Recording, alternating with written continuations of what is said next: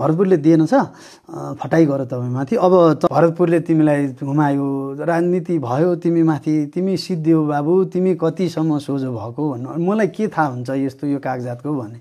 अब अनि तपाईँ किन लेख्यो त्यस्तो भन्दा कम्प्युटर ताने त प्रदेशलाई जहाँ जसलाई पनि पैसा दिँदा यो सिस्टमको भाषा हो। ल हेर यहाँ पनि छैन, यहाँ पनि छैन, त्यही लेखेको छैन भनेपछि छ।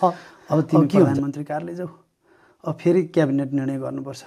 अब त्यतिकै त जाँदैन पैसा भनेपछि प्रधानमन्त्री कार्यालय गएँ। त्यतिखेर डाक्टर वैकुण्ठ अर्याल मुख्य सचिवज्यू भेटिँदैन, भेट्नै सकिँदैन। एक दिन गएको छु, 2 दिन गएको छु, अनि बल्ल बल्ल प्यासेजमा भेटियो, भित्र त छिर्ने चान्सै छैन। अनि यस्तो यस्तो भयो भन्दा यसो गर्नु भाइ, अब भरतपुरले दिएन छ फटाइ गर तपाईँमाथि। अब तपाईँ चाहिँ सङ्घीय मामला मन्त्रालयबाट प्रस्ताव लिएर आउनु जानु।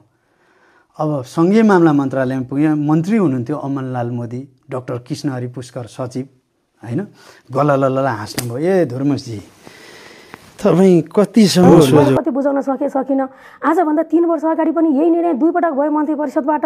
बजेट विनियोजन पनि भयो, हाम्रो भरतपुर महानगरपालिकाको खातामा पनि गयो हैन, गएर पनि कार्यान्वयन गर्न किन सकेन र आज कसरी सक्ने भन्ने कुरामा त हामीभन्दा माथिल्लो सरकार त सङ्घीय सरकार हो नि त। बजेट सङ्घीय सरकारको बजेट हो नि त।